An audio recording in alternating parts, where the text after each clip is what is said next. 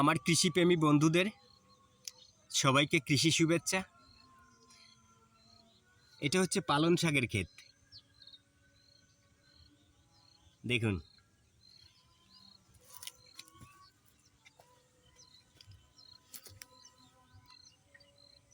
পিছন দিকটা দেখাই। এই যে পুরোটা জমি দেখতে পাচ্ছেন, এটা পুরো পালং শাক। কত সুন্দর হয়েছে দেখেন। তো আপনারা চাষাবাদ করলে এরকমই হবে। একটু জৈব সার দিয়ে বেশিরভাগ চেষ্টা করবেন সবাই চাষাবাদ করতে, তাহলে ভালো ফল পাওয়া যাবে। আসলে রাসায়নিক সার তো শরীরের জন্য খুবই ক্ষতিকর।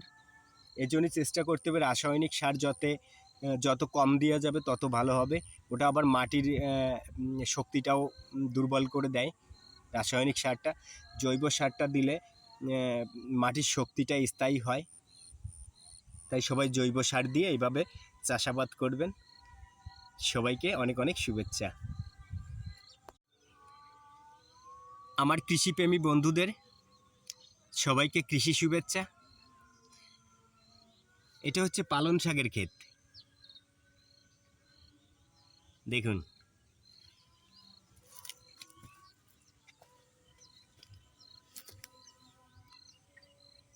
পিছন দিকটা দেখাই। এই যে পুরোটা জমি দেখতে পাচ্ছেন, এটা পুরো পালং শাক। কত সুন্দর হয়েছে দেখেন। তো আপনারা চাষাবাদ করলে এরকমই হবে। একটু জৈব সার দিয়ে বেশিরভাগ চেষ্টা করবেন সবাই চাষাবাদ করতে, তাহলে ভালো ফল পাওয়া যাবে। আসলে রাসায়নিক সার তো শরীরের জন্য খুবই ক্ষতিকর।